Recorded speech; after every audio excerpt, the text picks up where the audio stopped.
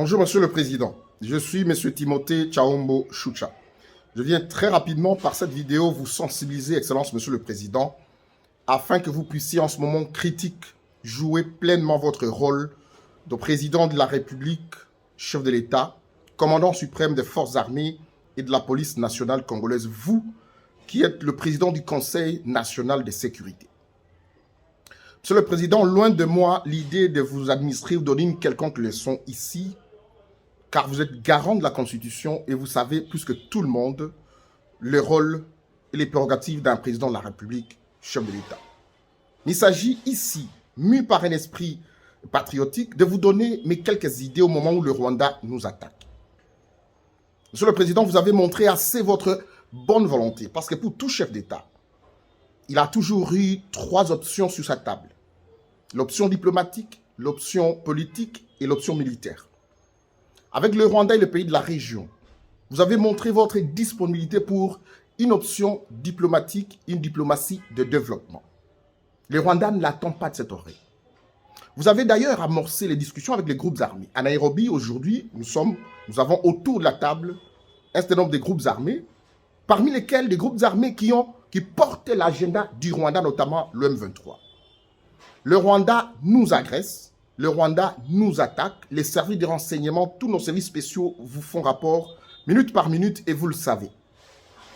La communauté internationale le sait. Monsieur le Président, j'ai une petite idée. Veuillez nous mobiliser, Monsieur le Président, comme fait le président ukrainien. Veuillez convoquer l'Assemblée nationale et le Sénat et prononcer votre discours. Veuillez consulter, Monsieur le Président, votre prédécesseur.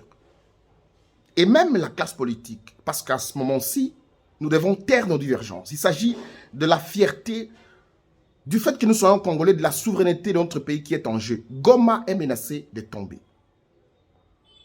Et vous allez finalement convoquer le Conseil supérieur de défense, Monsieur le Président. Il ne s'agit pas d'agresser un quelconque pays. Il s'agit, in fine, Monsieur le Président, d'ouvrir un compte en banque. Nous contribuerons $1 par Congolais. Et nous irons avec notre armée au front et en finir une fois pour toutes avec tous ces groupes armés. Fermer nos frontières pendant ces temps. Le vice-premier ministre et ministre des Affaires étrangères, Christophe Lutundula, pourra convoquer l'ambassadeur rwandais ici, Vincent Karega, et l'expulser de notre pays. Parce que ça revient avec récurrence que ce pays voisin, malgré votre bonne volonté, continue à nous humilier, Monsieur le Président. C'est en des moments particulièrement difficiles qu'on reconnaît des grands esprits. Et c'est une occasion pour vous. Loin de moi ici l'idée de me lancer dans une campagne électorale, c'est une occasion de vous faire aimer davantage par les compatriotes congolais. Le Kivu fait partie de la RDC. Il ne s'agit pas d'un territoire lointain de 100 000 km. Il s'agit de la RDC et nous sommes en RDC et c'est nos compatriotes qui tombent.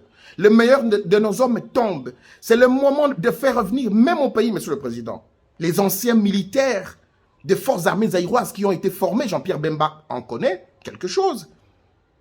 Et c'est même pour ça que j'ai dit que vous pouvez convoquer, consulter nos compatriotes qui sont acteurs politiques. Nous nous rappelons bien comment Jean-Pierre Bemba a mené des opérations contre Moutebousi. À l'époque, d'1+4. Notre armée est capable, Monsieur le Président, la restructurer en ce moment, aligner nos meilleurs hommes au front. Nous pouvons y arriver. Monsieur le Président, j'ai 47 ans.